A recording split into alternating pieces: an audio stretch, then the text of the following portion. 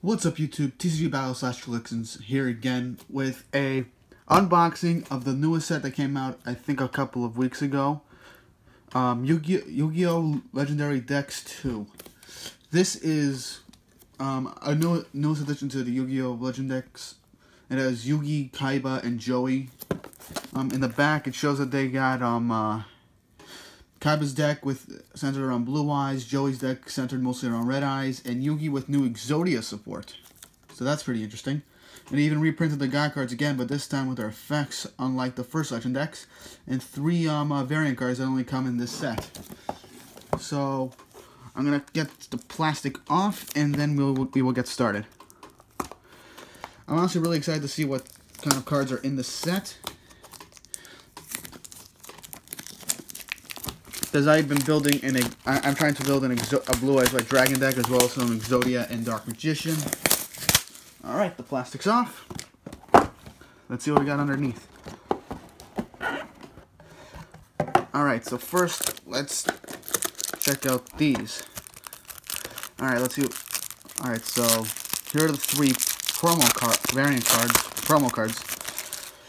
Let's see, we got Dark Burning Attack. If you control a Dark Magician Girl, destroy all face-up monsters your opponent controls. Nice.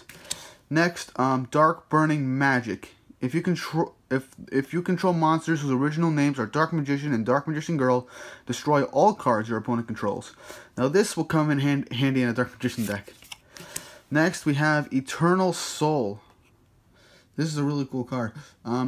Every Dark Magician in your monster zone is unaffected by your opponent's card effects. If this face-up card leaves the field, destroy all monsters you control.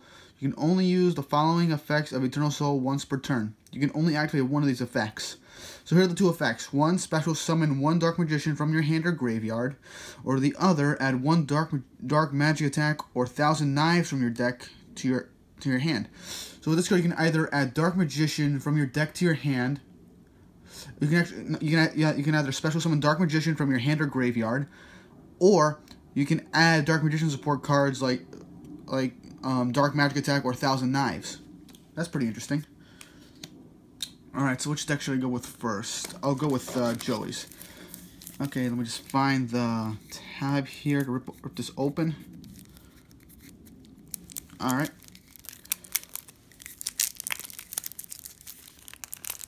Ugh, this is so annoying.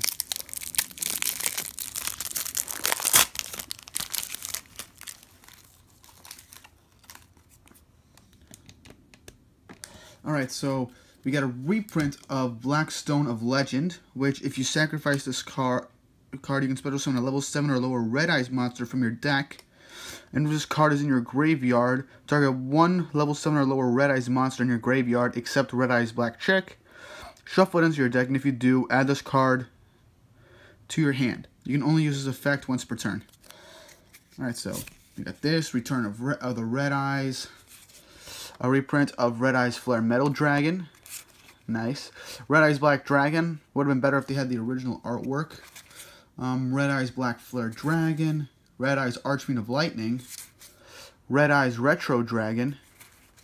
Black Metal Dragon. So as you can tell, a bunch of the Red Eyes support, along with some cards from Joey's Duelist Kingdom deck, like Axe Raider, Alligator Sword, Baby Dragon, Jinzo, Goblin Attack Force, Gearfrey the Iron Knight. So Joey's classic monsters: Rocket Warrior, Blue Flame Swordsman, Time Wizard, and some Gemini monsters. Since these new Red Eyes cards need Gemini cards, so Gemini Summoner, Phoenix Gearfried, Blazewing Butterfly, Dark Valkyria, Command Knight, Valkyrian Knight, Keeper of the Shrine, Inferno Fire Blast, Red Eyes Fusion, cards of the Red Stone, Polymerization, Salamandra, Scapegoat, Foolish Burial, Roulette Spider, Supervise, Mystical Space Typhoon, Symbols of Duty, Red Eyes Spirit, Kunai with Chain, Call of the Haunted, Torrential Tribute, Burst Breath, Curse of Anubis, and we get Archfiend Black Skull Dragon. The fusion of with this you need a level 6 Archfiend normal monster and a Red Eyes normal monster. So that is where Archfiend, the Red Eyes Archfiend of Lightning comes in. So you really need him, a Red Eyes Black Dragon, or Red Eyes Black Flare Dragon to do a fusion summon for this card. And then we get Alligator Sword, and then we get a special Joy Wheeler with his Red Eyes Black Dragon token card. So that's it for Joey's deck. Next up, I'll do Kaiba's.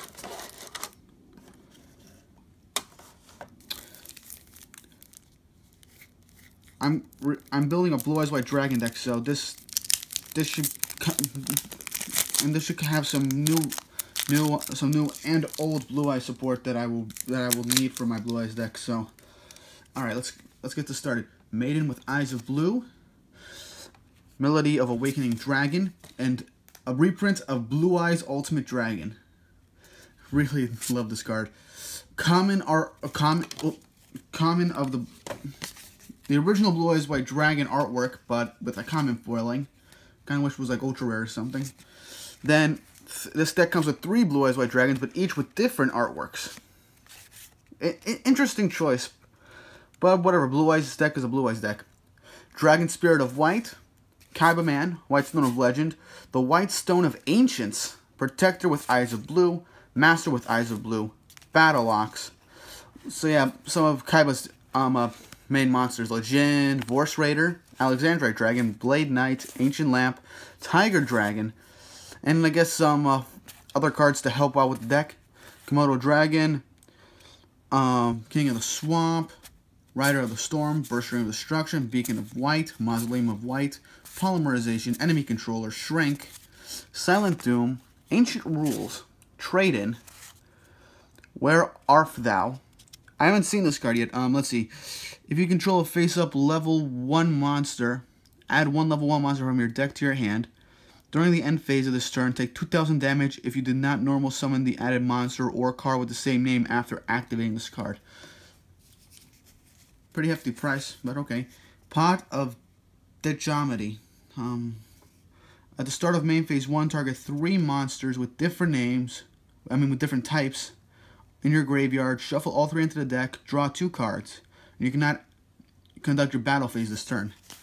Recent Fusion Substitute, Unexpected Die, Negate Attack, Final Attack Order, Shadow Spell, Cloning, Fusion Reserve, Jar of Avarice, and then we get an Azurai Silver Dragon and First of the Dragons, and a Kaiba with his Blue Eyes White Dragon token. So a lot of Blue Eyes support, some more fusions also. Alright, moving on.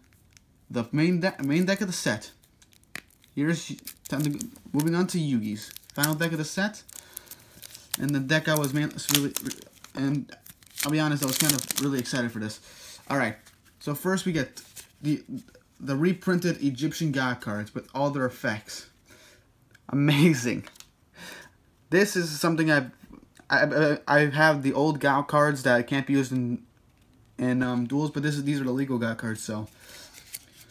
That's cool. Next, the legendary Exodia Incarnate. Exodia finally gets its own, like, single card. Level 10, I think. Yeah, level 10 card.